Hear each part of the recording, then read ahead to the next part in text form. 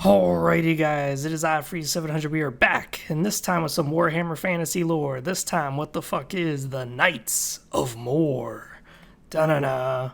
In a world where man and necromancers and vampires coexist, there will be one of the three deciding that they will learn everything there is to fuck the other two. This is where the Knights of Morr come in. You see, the Knights of Morr are worshippers of Morrsleep, the god of death. And by worshipping him, they believe that the dead should stay dead, and that the living should not be tampering with what is dead. Now, the Blackguard of Morr are always garrisoning crypts and graveyards. They're not protecting them from desecration per se, they're more protecting them against outsiders trying to tamper with the dead, bringing their loved ones back to life. And more importantly, they're guarding against the crypts, never turning their back on the crypts themselves in fear of what may come out of them. You never know when a ghoul may arise or a banshee may fly out of the corpses and attack you. So with that being said, the Knights of Morr are typically well equipped with halberds, ranged weaponry, and any longsword or lance they can get a hold of, as these are the best ways of dealing with undead or vampiric species. Also, when it comes to magic caster, their black armor provides them a natural resistance to magics. You see, obsidian will actually dull magic. It won't necessarily get rid of it like Gromril, but still, any protection is good. Also, the armor suits them very well as it masks their sound. You see, their armor is really well equipped and well padded on the inside. The padding is to make it where they move almost quiet-like a raven stalking the night. They're almost impossible to notice when they change guard shift. Mostly this order of knights is actually on a defense, usually just guarding crypts and stuff, guarding priests on their way to do funeral services, and guarding other priests who just so happen to be doing passages past cemeteries. But on the full moon that per se a crusade gets launched by the Empire against the vampire counts of Sylvania, you can always count these knights to come along for the ride.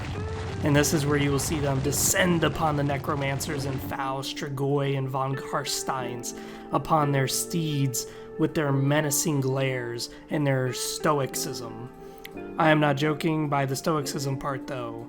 You see, every Knight of Morr takes a deep vow of silence. Some of them take it more literal than others. Some will go ahead and cut their tongues out, so that way the only time they can actually speak is during prayer. The only exceptions to the moments of silence is usually during battle, the most logical time. But of course, being these menacing figures that they are, their black armor hiding any features that they have, not making any noise, not even speaking, it has led to many to believe that the undead they're very fighting for is pretty much the same as what is underneath the armor, that they themselves are actually undead, and that the priests of Morr are actual necromancers that are fighting for the Empire. Now, that of course is ridiculous. They are not undead by any means. They still live, breathe, eat, sleep shit. But it's just that people rarely see them as they're very unnoticeable. It's very easy for you not to notice that they're around until they're sticking their lances in your face. And you may think these guys must be total pushovers. If all they're doing is standing around guarding empty cemeteries, they must be weak, right? Wrong. You see, being well equipped and well armed, but more importantly, they have the Priest of Morr by their side. And the Priests of Morr are usually quite experienced in the lore of Morr, which is pretty much death magic to a small extent, as they are able to banish the undead with certain rituals, rites enacted, and they're also able to do a few other nasty particular things, like the Sleep of Death spell, which can make everyone fall asleep till they die. It is particularly nasty, but they do have a few spells of death that they can use, and that they can teach their knights, hey, this is what death magic is, this is how you protect yourself against it. One particular thing in general is to just hide your identity. By hiding your identity, it's very hard for the caster to actually manipulate your body, manipulate your spirit, your soul. And of course, for vampires, it's hard for them to tempt you with the blood kiss if they can't really gauge who you are. This is, of course, extra helpful with the obsidian armor, protects them against further magics. But all in all, this is not their only threat. The other last threat they deal with is the Empire itself. There will be many crypt robbers and grave robbers that exist in the Empire, and they bring firearms. This is where whatever ranged weaponry they have and whatever horses they have, they use to excellent efficiency, chasing them down. But mostly though, the ranged weapons that the Knights of Morr have are mostly reserved for the undead, as most undead are extremely powerful and strong, and by using ranged weaponry, much like Castlevania series, the usage of a ranged weapon eliminates a lot of the strengths that the vampires do have, and many of the undead things like crypt horrors, ghouls, beasts of any type of undead, like undead orcs. Yeah, using ranged weaponry eliminates this. Now, despite the fact that they are waging constant warfare against the undead and constantly fighting necromancers and vampires, they have actually taken part of a few crusades. Now, the other crusades that they have been a part of would be usually the vampire wars. Obviously, they helped against the vampires. But the second crusade was actually in Araby, conquering Araby, taking down its sultan. This was known as the Great Crusade, as this was by all means great. This was awesome. This had Bretonnian knights fighting alongside the knights of the Empire. We're talking both Templar knights and secular knights. We're seeing every knight that humanity has all in one single campaign. And it was just an amazing crusade. Now, what the Knights of Morr essentially contributed was their fear factor. No, not the fear factor from like 2005. No, the real fear factor. Their armor looking like skulls and ravens intimidated and scared many of the Arabic troops into fleeing, just thinking that these guys were evil spirits, just ghosts coming in and attacking them. Scared them away. Now, turns out the Knights of Morr weren't actually there for that. In fact, they were there on more of a holy mission. They are Templar Order after all, so being a Templar Order, they're devoted to the worship of their deity, which is Morr. And they do view reanimation of the dead as a huge desecration of Morr's will. You know what else is in Araby? Khemri. And Khemri being one of the areas that was nearby, they decided, you know what? We're gonna come down there with a bunch of armed forces and fuck those Tomb Kings up. And they did.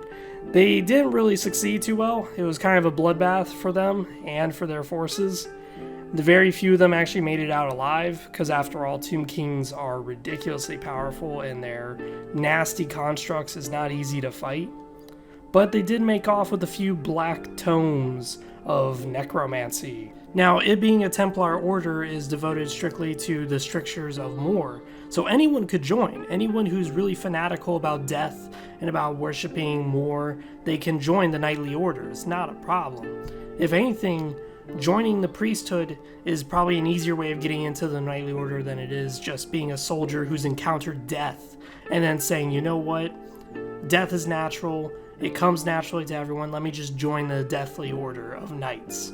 And there has been many Knights of Morr who realize later on that maybe they don't want to be guardians of death, because that's really what this order is all about, is guarding death, just guarding chapels, guarding the gardens of Morr, guarding cemeteries. What if they want to go on the offense? And more importantly, what if they think that vampires are the biggest threat? Not necromancers, not the undead rising from the grave. No, what if vampires are the threat? This is where many of them join the Fellowship of the Shroud and a few other knightly orders that actually are vampire hunters. And being a Templar order, they're strictly devoted to their religion, not to the Empire.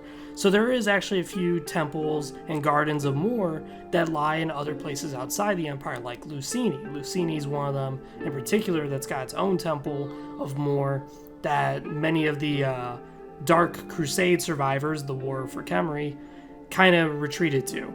And every chapter and every temple of Morr does have its own beliefs and doctrines that are slightly different from one another, but they're all mostly the same. So when it comes to the Knights of Morr, it's more along the same lines. Some of them, they will defend a cemetery with their lives, but they will chase whoever attacked them. Other Dark Guards of Morr. They may just say, okay, we survived the fight, great, let's recuperate, let's not chase them. So every chapter may be a little different in its own ways, but overall they have pretty much the same strictures. It's not like Space Marines where they're wildly different. No, they're pretty much the same all across the board. Besides that, this has been Free to 700. I'm out. Peace. I hope you guys enjoyed this new lore video format. I'm going to try doing this for most of the lore from now on, where I try getting gameplay footage and showing it to you guys. Besides that, comment down below what you guys think. See you guys next time.